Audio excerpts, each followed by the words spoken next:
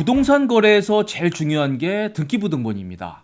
등기만 잘 보고 확인을 해도 문제가 없다고 생각을 합니다. 그런데 분명히 깨끗했던 등기부등본, 그걸 믿고 거래를 했는데 이 집에 투명인간처럼 숨어있던 근저당이 갑자기 튀어나와서 본인 집이 경매로 넘어간다면 여러분은 납득이 되시겠습니까? 자, 오늘은 이 등기부등본을 믿었다가 낭패를 본 사례를 가지고 한번 얘기를 나눠볼까 합니다. 오늘도 많은 분들이 관심을 가질 만한 내용입니다. 끝까지 집중해서 시청해 주시기 바랍니다.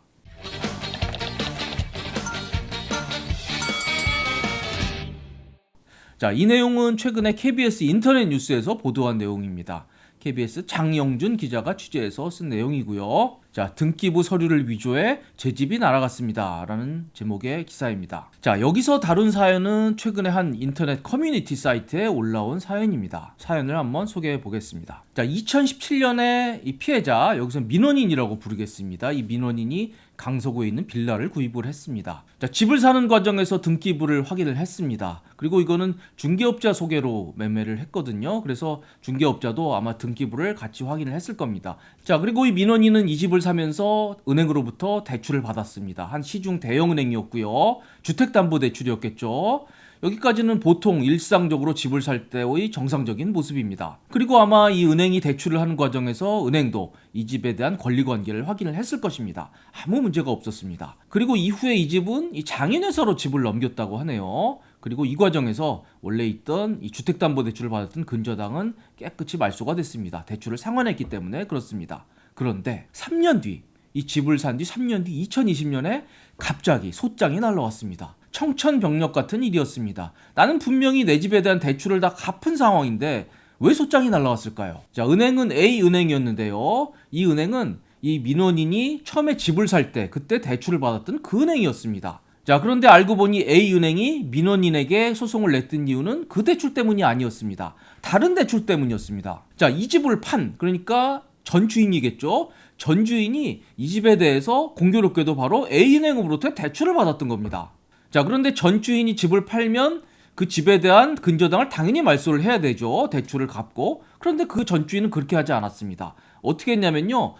은행으로부터 그 받아야 될 서류를 위조를 해서 등기소에 제출을 한 겁니다. 그리고 거짓된 방법으로 근저당 말소를 한 겁니다. 한마디로 등기부를 깨끗하게 만들고 빚이 없는 것처럼 속여서 민원인에게 집을 판 것입니다. 자, 민원인으로서는 분명히 등기부를 확인을 했습니다. 이게 근저당이 있다 말소가 되면 이 삭선이라 그래가지고 쭉 두 줄이 가죠. 분명히 삭선이 그어진 것을 확인을 했고 이 깨끗한 권리 관계에 있는 집을 매매를 했던 겁니다. 결국 이 집에 대해서는 대출이 두 개가 일어난 거였죠. 전 주인이 있었던 대출이 있었고요. 그리고 그걸 가짜로 속인 다음에 후에 있었던 매매 과정에서 이 민원인이 또 받았던 대출이 있습니다. 한 집에 대해서 대출이 두 개가 있었는데요. 공교롭게도 같은 은행이었습니다. A은행으로부터 두 개의 대출이 일어났던 겁니다. 자, 그리고 이런 사실을 A은행은 뒤늦게 알았습니다. 2020년에서 알고서 깜짝 놀라서 갑자기 이 민원인에게 소송을 냈던 거죠. 자, A은행은 소장에서 이렇게 주장을 했습니다. 이 전 주인이 본인들에게 대출을 갚지 않은 상태에서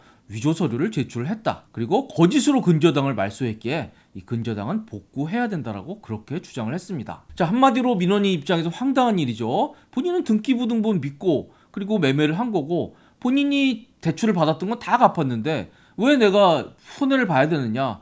민원인 입장에서는 당연한 것입니다. 자, 은행은 소송에서 이런 주장을 했습니다. 우선 은행, 자기들도 사기 피해자다. 이 전 주인이 이 문서를 위조해서 했기 때문에 자신들도 피해자다. 그리고 이 전 주인은 이 사문서 위조로 실제로 시정을 받고 복역을 했다고 합니다. 그리고 이 민원인의 경우에 좀 억울한 사정은 알겠다. 하지만 그 피해는 저 사기친 전 주인에게 청구해서 받아야지 우리 은행이 손해를 볼 수는 없다. 이렇게 주장을 했습니다. 반면 민원인은 너무너무 억울했습니다.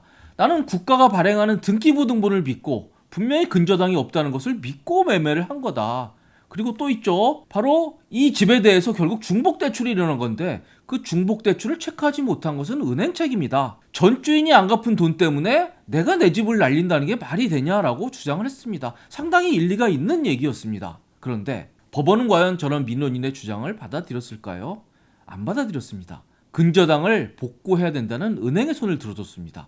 1심, 2심, 3심 모두 원고 승소 판결로 그렇게 결론이 났습니다. 왜 그랬을까요? 자, 여기서 좀 어려운 얘기가 나옵니다. 등기의 공신력이라고 하는 문제입니다. 한번 읽어볼게요.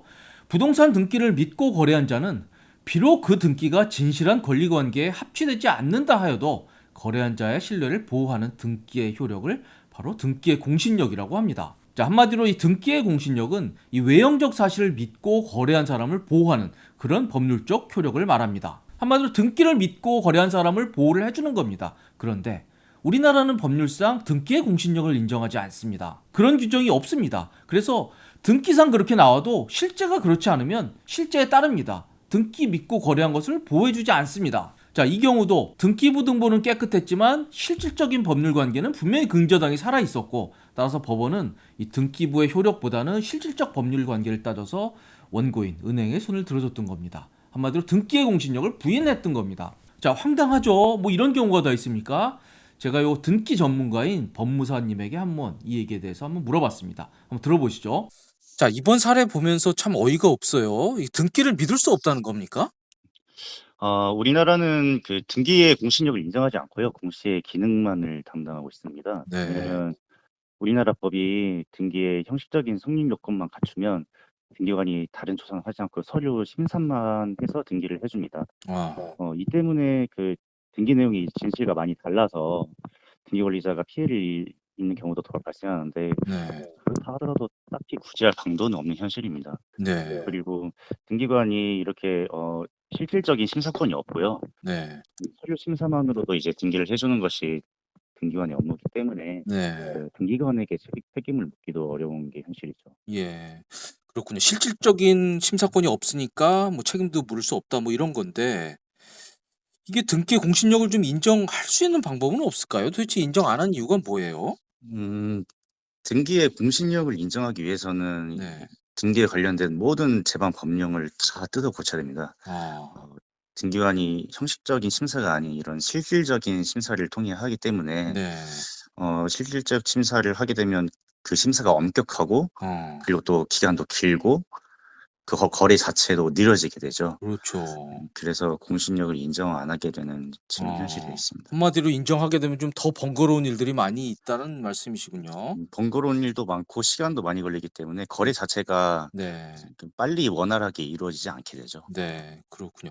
자, 이런 경우에 그러면 피해를 구제받을 수 있는 방안은 없을까요? 많이 안타깝지만 현재로서는 네. 이런 가해자를 상대로 민사나 형사소송을 통하는 방법밖에 없습니다. 네. 뭐 물론 피해자한테는 진짜 안타까운 일이긴 한데 네. 모든 법률 행위라는 것이 다 이런 사기 리스크는 얼마든지 항상 있는 것이고 일단 거래의 임함에 있어서 일단 등기라는 것이 완벽하게 절대적이지 않다. 이런 생각은 가지고 접근을 해야 될 것 같습니다. 자, 법무사님 얘기가 이해가 되십니까? 예, 논리적으로는 이해가 안 되는 바 아닙니다만 참 동의하기는 어렵습니다. 자, 아무튼 이런 논리에 따라서 법원은 우리나라는 등기의 공신력이 인정이 되지 않기 때문에 이 말소 등기, 거짓으로 한 말소 등기는 원인 무효에 해당하고 따라서 근저당의 효력은 복원돼야 된다고 판결을 했습니다. 자, 민원인은 이 집이 경매에 넘어가게 되면서 큰 손해를 볼 수밖에 없는 그런 상황에 처하게 됐습니다. 자, 물론 이 집주인이 법률적 구제를 받을 수 있는 방법이 없는 것은 아닙니다. 가장 좋은 방법은 이 사기친 전주인에게 법률적인 민사 책임을 묻는 거죠. 그런데 이 전주인이란 사람이 정상적인 사람 같지 않습니다. 이 사문서 위조로 실형을 선고받고 복역 중이라고 하거든요. 그런 사람에게 과연 이게 청구가 가능할지 좀 회의적인 생각도 듭니다. 그리고 저는 이 사건을 보면서 은행에 대해서도 분명히 책임을 물을 여지가 있다고 봅니다. 여기에 대해서 은행은 이렇게 주장을 했다고 하네요. 중복대출을 거르지 못한 것은 결국 은행 내부 시스템의 문제였다. 그때만 해도 그런 시스템이 없었기 때문에. 그리고 현재는 개선된 상태다라고 그렇게 답을 했다고 합니다. 하지만 지금까지 설명드린 이 전주인 혹은 은행으로부터 이 손해배상을 받을 수 있는 문제는 또 다른 문제일 뿐, 이 본인의 집을 경매로 날리는 그 사실은 어쩔 수 없이 이미 벌어진 사실일 수밖에 없습니다. 자, 오늘 소개해드리는 이 KBS 장영준 기자의 기사로 다시 한번 가볼게요. 자, 이 기사를 보니까 이렇게 황당했던 사례가 이게 처음이 아닙니다. 종종 발생하는 일인 것처럼 그렇게 보입니다. 자, 이건 좀 더 엽기적인 일이었는데요. 자, 어떤 여인이 2016년에 이 사실혼이었던 남자가 있었다고 합니다. 그런데 위조된 혼인신고서를 구청에 제출을 해서 혼인신고를 한 다음에 이 사실혼인 남자를 살해한 겁니다. 그리고 그 집을 상속받은 다음에 그 집을 제3자에게 매매한 그런 일이었습니다. 자, 이런 짓을 한 여인의 행동은 정말 인간으로서 할 수 없는 그런 짓이었죠. 그런데 그 여인으로부터 아무 사정을 모르고 집을 산 그 제3자의 경우에는 무슨 잘못이 있겠습니까? 그냥 등기부등본 보고 매매 금액 지불해서 집을 산 것일 뿐이었습니다. 자, 그런데 이게 살해 사건이 밝혀지고 난 다음에 후에 이 살해당한 남자의 조카가 소송을 냈습니다. 이 매매가 무효라는 거였죠. 이 여인의 경우에는 아예 혼인 신고서를 위조했기 때문에 이 상속권자가 아니다. 그리고 살해라고 하는 그런 불법적인 방법으로 이 재산을 취득했기 때문에 아예 이 재산에 대한 권리가 없다. 따라서 이 집을 매매한 것은 매매 계약은 무효라고 그렇게 주장을 했습니다. 자, 결국 이건 법원 판결에 의해서 소유권이 회복이 됐습니다. 결국 그 조카가 상속을 받는 것으로 그렇게 됐고요. 이런 사정을 모르고 집을 샀던 제3자는 그냥 앉아서 집을 날릴 수밖에 없는 그런 상황이 닥쳤던 겁니다. 자, 이것도 역시 이 등기의 공신력을 인정 안 하기 때문에 이런 일들이 생기고 있는 겁니다. 자, 이론적으로야 이 손해를 봤던 제3자가 그 살인행위를 한 그 여인에게 뭐 손해배상 같은 걸 청구할 수 있겠지만 이 살인까지 저지르고 복역하는 사람한테 이 실질적으로 피해 구제가 가능할지 좀 회의적인 생각이 듭니다. 자, 좀 안타까운 사연들입니다. 그리고 기사 보니까 또 있네요. 등기의 공신력에서 굉장히 많이 나오는 사례가 또 2016년에 있었던 이 부부 농민 그런 사례가 되겠습니다. 이거는 이 농민 부부가 이 등기부등본을 믿고 땅을 샀다가 결국 자기 땅을 내놔야 되는 그런 사연이 되겠습니다. 자, 이 땅은 국가가 매각했던 땅을 다른 사람을 거쳐서 매수를 하게 된 그런 경우였는데요. 자, 그런데 나중에 보니까 국가가 이 다른 사람과 이 땅에 대해서 이 소유권 분쟁을 거쳐서 패소하게 된 상태에서 그 땅을 넘긴 것으로 그렇게 확인이 됐습니다. 국가가 이 다른 사람에게 넘겼던 그 원인부터 무효가 되면서 결국 나중에 땅을 취득한 사람, 이 농민 부부가 손해를 보게 된 그런 사례가 되겠습니다. 자, 이런 과거 사정을 몰랐던 이 농민 부부는 결국 이 등기부등본상에 흔적조차 없는 진짜 주인에게 이 본인이 산 땅을 넘겨줘야 되는 그런 안타까운 그런 상황이 닥쳤던 겁니다. 자, 물론 등기의 공신력이 없다고 해서 모든 상황에서 법적인 구제를 못 받는 것은 아닙니다. 예외적으로 받는 경우도 있습니다. 자, 부동산 소유자가 합의해서 이 다른 사람의 명의로 이 명의 신탁할 경우에 그럴 경우에는 이 부동산 실명법에 따라서 그냥 그 등기 자체를 신뢰해서 그렇게 법률 효과를 인정하는 그런 규정은 있습니다. 자, 하지만 이거는 이 명의신탁이라고 하는 좀 특별한 경우고요. 보통 저희가 지금 사례로 설명드리는 그런 경우에는 해당이 없다는 말씀을 드립니다. 자, 결국 이 등기의 공신력의 문제는 진정한 소유자를 보호할 것이냐 아니면 등기를 믿고 신뢰한 자를 보호할 것이냐 이런 정책적인 문제가 되겠습니다. 그런데 과거에는 이게 등기의 공신력을 인정하는 게 조금 문제가 있었습니다. 왜냐하면 이게 등기가 좀 정확치 않은 부분들이 있었거든요. 그래서 이 등기의 공신력보다는 진정한 소유자를 좀 보호하는 쪽으로 지금까지 쭉 운영이 되어 왔습니다만 현재 지금 2020년은 어떤 사회입니까? 이미 너무너무 많은 부동산 거래가 이루어지고 있고요. 그리고 이 부동산 등기부등본에 대한 신뢰가 충분히 형성이 돼 있는 상태입니다. 자, 대법원 인터넷 등기소에서 이 등기 때 보면요. 맨 끝에 저런 구절이 나옵니다. 자, 이 증명서는 등기 기록의 내용과 틀림없음을 증명합니다. 라는 저런 규정이 나옵니다. 자, 이 구절을 어떻게 보십니까? 법적으로 엄밀히 말해서 진짜 주인이 있어도 이 등기를 믿고 신뢰하면 그걸 보호해주겠다라는 의미의 등기의 공신력을 의미하는 그런 규정은 아닙니다. 하지만 일반인들이라면 그렇게 받아들입니까? 국가가 대법원이 인정해준다라는 그런 의미로 받아들일 겁니다.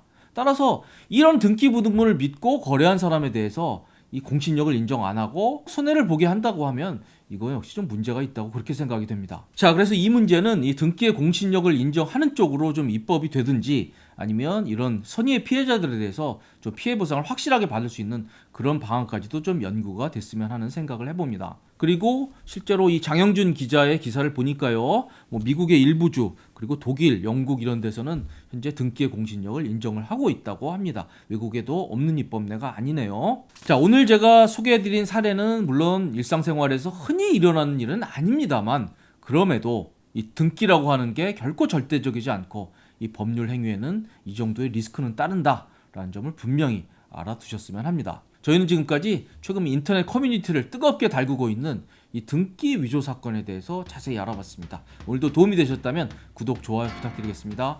지금까지 시청해주셔서 감사드립니다.